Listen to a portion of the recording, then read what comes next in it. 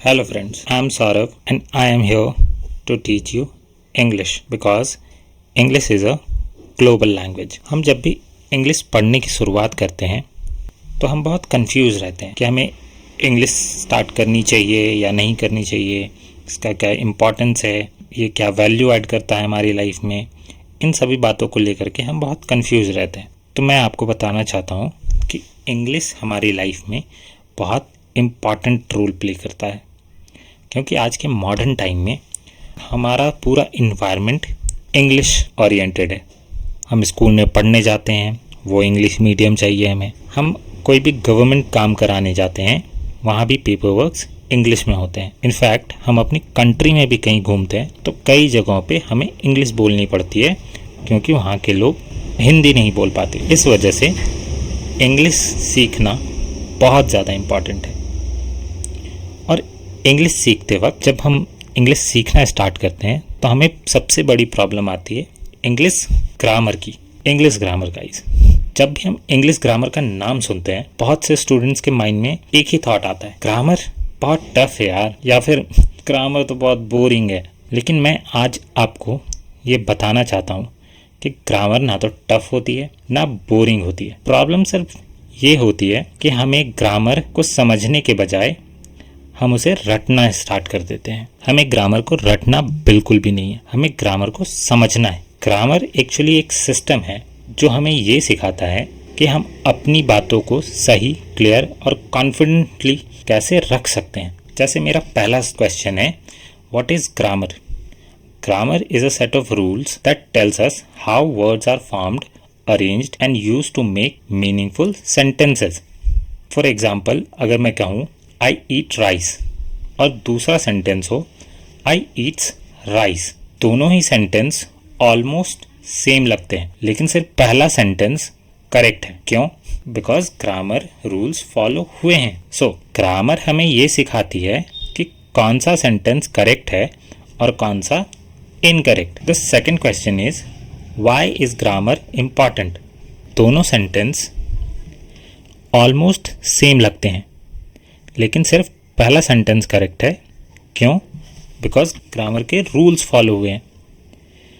सो grammar हमें ये सिखाती है कि कौन सा सेंटेंस करेक्ट है और कौन सा incorrect. Friends, English grammar is very important in our daily life. आज के टाइम पे इंग्लिश हर जगह यूज़ होती है, एग्ज़ाम्स में, इंटरव्यूज़ में, जॉब्स में और इवन सोशल मीडिया पर भी इंग्लिश बहुत ज़्यादा यूज़ होती है। अगर हम ग्रामर का गलत यूज़ करते हैं तो मीनिंग ही चेंज हो जाता है। फॉर एग्ज़ाम्पल, अगर हम ग्रामर गलत यूज़ करते हैं तो मीनिंग ही चेंज हो जाता है। एक छोटा सा एग्जाम्पल लेते हैं, let's eat grandma and second example is let's eat grandma. दोनों ही सेंटेंस दिखते सेम है, लेकिन दोनों का मीनिंग टोटली डिफरेंट निकलता है। पहले सेंटेंस में लेट्स ईट ग्रैंडमा, इसमें ये लग रहा है जैसे हम अपनी दादी माँ से पूछ रहे हैं चलिए खाना खा लेते हैं, लेकिन दूसरे सेंटेंस में ऐसा फील हो रहा है जैसे हम अपनी दादी माँ को खाने की बात कर रहे हैं। एक कॉमा किस तरह से पूरे के पूरे सेंटेंस का मतलब चेंज कर देता है, ये हमें ग्रामर सिखाता है। Now let us understand grammar in a simple way. सबसे पहले आता है पार्ट्स ऑफ स्पीच। इंग्लिश में हर वर्ड का एक काम होता है। जैसे नाउन हमें ये बताता है कि कोई भी नेमिंग वर्ड क्या होते हैं। प्रोनाउन उस नेमिंग वर्ड के जगह यूज़ होने वाले वर्ड्स कहलाते हैं। वर्ब कहलाता है जो एक्शन वर्ड्स है। अगर हम पार्ट्स ऑफ स्पीच समझ जाते हैं तो ग्रामर का आधा काम यहीं हो जाता है। नेक्स्ट इम्पॉर्टेंट पार्ट है टेंसेस। टेंसेस हमें बताते हैं कि काम कब हुआ। प्रेजेंट टेंस हमें बताता है जो काम अभी हो रहा है। पास्ट टेंस हमें बताता है जो काम पहले हो चुका है। और फ्यूचर हमें बताता है कि जो काम होने वाला है। एग्जाम्पल के लिए आई प्ले क्रिकेट, मैं क्रिकेट खेलता हूँ। ये हमें ये बता रहा है कि प्रेजेंट में मैं क्रिकेट खेल रहा हूँ। दूसरा सेंटेंस है आई प्लेड क्रिकेट। ये सेंटेंस हमें ये बता रहा है कि मैं क्रिकेट खेलता था। Next is I will play cricket, मैं क्रिकेट खेलूंगा, मतलब मैं फ्यूचर में क्रिकेट खेलूंगा।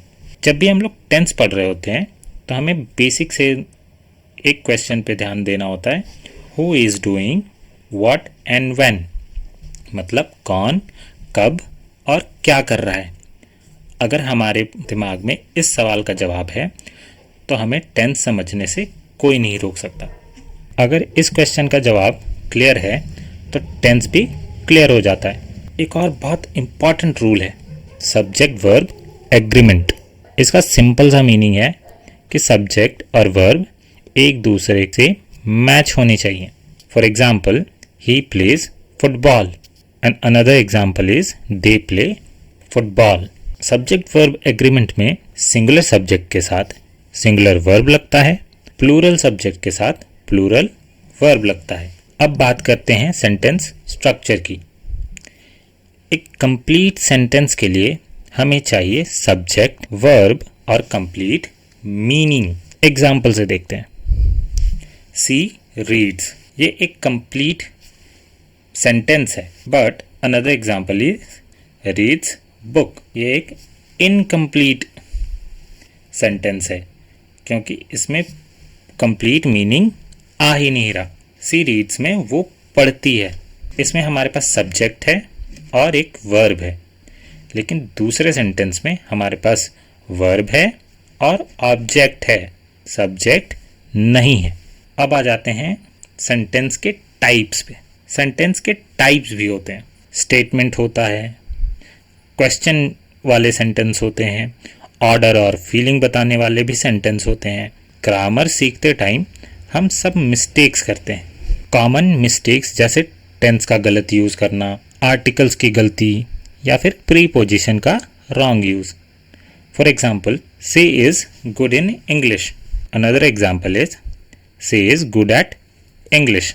अब इन दोनों में हमारा दूसरा सेंटेंस करेक्ट है क्योंकि हम लोग इंग्लिश में ठीक हो सकते हैं, इंग्लिश के अंदर ठीक नहीं हो सकते हैं। तो हमारा जिसमें इन लगा हुआ है वो रॉन्ग सेंटेंस है और जहाँ एट लगा हुआ है वो एक करेक्ट सेंटेंस है। मैं आपसे यही कहना चाहता हूँ कि मिस्टेक से डरना नहीं चाहिए, मिस्टेक से ही लर्निंग होती है। अगर आप ग्रामर इजीली सीखना चाहते हैं तो ग्रामर को रटना बंद कीजिए, एग्जाम्पल्स समझिए, एग्जाम्पल्स को समझिए, थोड़ा थोड़ा रोज प्रैक्टिस कीजिए और इंग्लिश बोलने से मत घबराइए। हमेशा याद रखिए, प्रैक्टिस मेक्स ग्रामर परफेक्ट। ये आज की सिर्फ इंट्रोडक्शन क्लास थी। अब इस साल में आप लोगों को इन सभी के बारे में, पूरे ग्रामर के बारे में, इंग्लिश ग्रामर के बारे में अच्छे से डिटेल में समझाने की कोशिश करूँगा।